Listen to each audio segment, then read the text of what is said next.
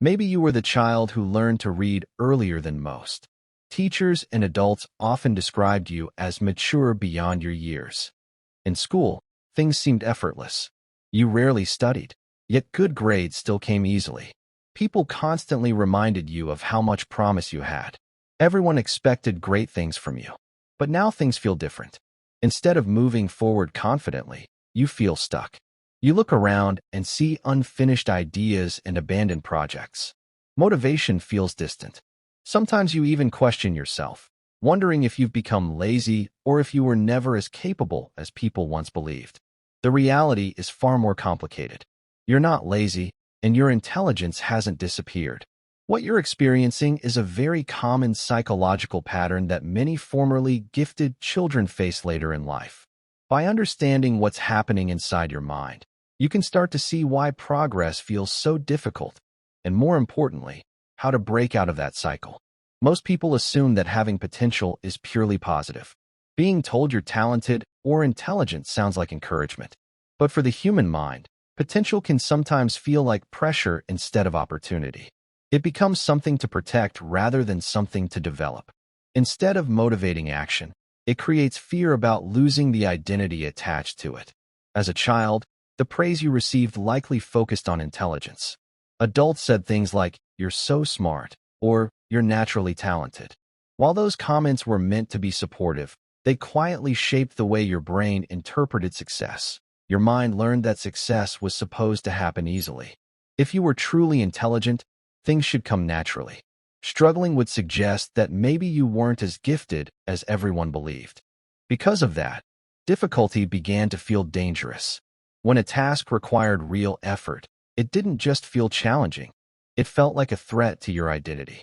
Trying hard suddenly meant risking the possibility that you might fail or appear less capable than people assumed.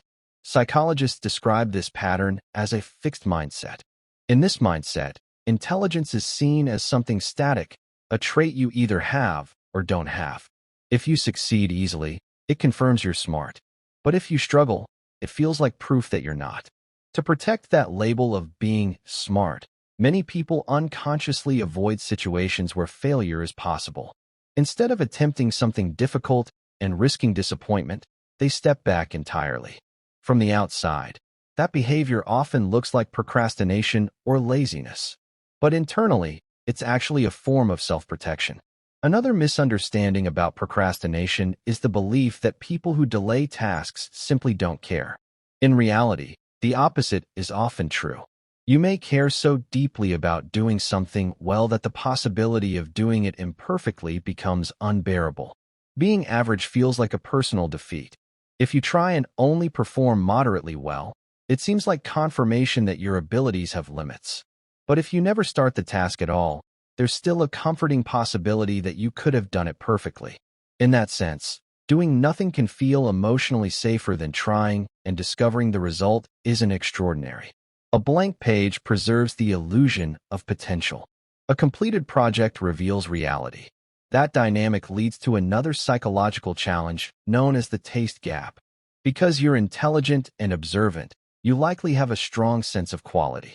You recognize when something is well written, beautifully designed, or expertly executed. Your standards are high because you know what excellence looks like. The problem is that skill develops through repetition and struggle. If you never allow yourself to practice imperfectly, your abilities can't grow to match your expectations. So when you begin something, writing, drawing, building, coding, the first attempts feel disappointing. They don't match the vision in your head. That gap between what you imagine and what you produce becomes frustrating. Someone who expects growth might simply think, "I need more practice." But someone who built their identity around being naturally talented may interpret that gap differently. They might think, "I've lost my ability." Instead of continuing to improve gradually, they abandon the project entirely. Quitting becomes a way to avoid confronting the discomfort of being a beginner. Breaking this cycle requires changing the way your brain measures success.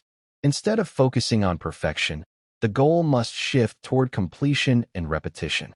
One practical approach is what some call the bad draft rule.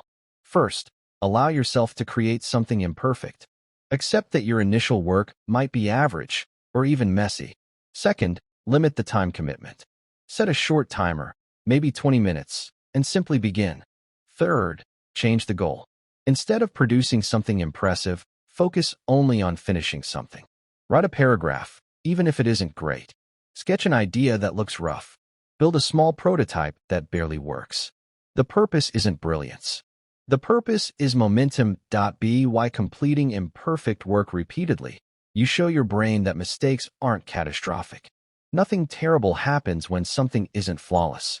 Over time, this reduces the fear associated with trying. Research in psychology supports this approach. Studies on mindset have shown that children praised primarily for intelligence often avoid challenging tasks because they want to maintain the appearance of being smart. Meanwhile, children praised for effort are more willing to tackle difficult problems because they see struggle as part of learning.